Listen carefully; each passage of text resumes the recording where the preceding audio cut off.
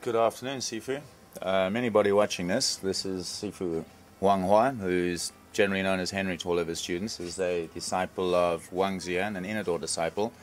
Our Sifu today is demonstrating our rotation drills and basic preparation exercises.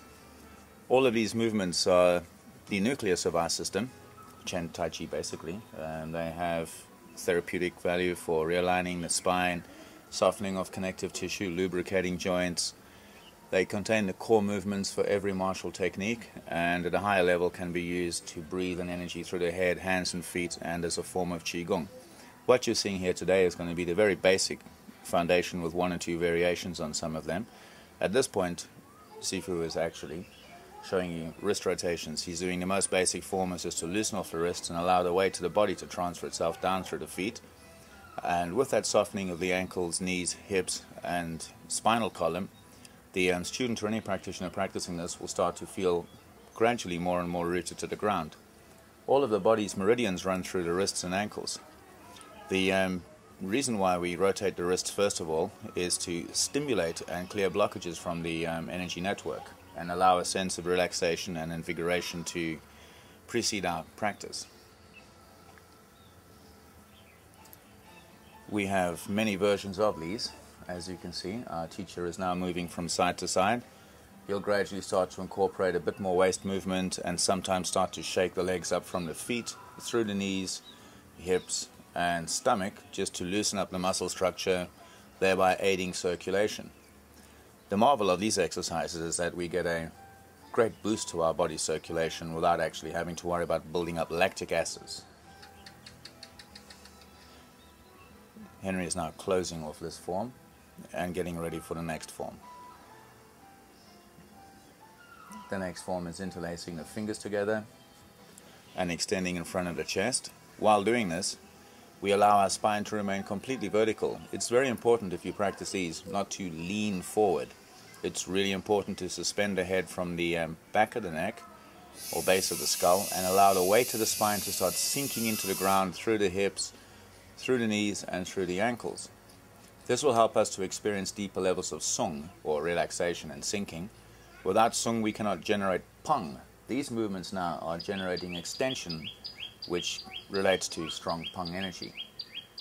We do it to the center, side to side. Chen Tai Chi is characterized by very soft, graceful, slow, fluid movements that suddenly become extremely powerful and fast. The Chen practitioner never ever really tenses the whole body. All the movements come from the skeleton, so a properly aligned skeleton is crucial for a martial artist. Having very good, flexible and elongated connective tissue is just as important. While doing these movements, we're not only stretching our connective tissue, we're also drawing out the veins and the nerves. This movement here can also be known as plucking the chi, because as you stretch the nerves and hands away from you, you're moving energy from the navel along the connective tissue. Using these exercises as a form of Qigong, it's very important to note that as the sequence progresses, you'll notice that we add in lots of small little details that allow the energy to be stored along the tendon and ligament network and into the bones, and then gradually drawn into the rest of the system as the body requires it. We're not doing any navel heating exercises or chi storage and accumulation until much later, when our feet are firmly planted on the ground, you know. Henry is from here bringing his hands right down to his navel. Breathing should be natural. You can either breathe in as you're going up or breathe out as you're going up. As long as the breath is soft, slow, smooth and steady and natural, it doesn't matter how we're breathing at the first stages of these. Later on we will present a more detailed, in-depth guide to this in our box set, which will cover every aspect of Chen Tai Chi in deep detail. The next movements are extending up over his head and lifting his heels. From here he drops the weight into his heels. What this does is it gives a little bit of a jar to the spine, and also helps to create and maintain a little bit of bone density.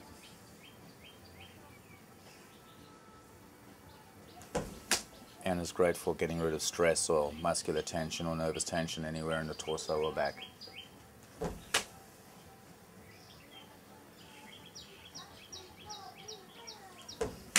Generally you can do 5 or 6 of these, or if you have a bit of time, you can spend a whole day running through the whole sequence a few times in succession. Now Henry is rotating the atlas vertebra and the first 5 or 6 vertebrae of the neck.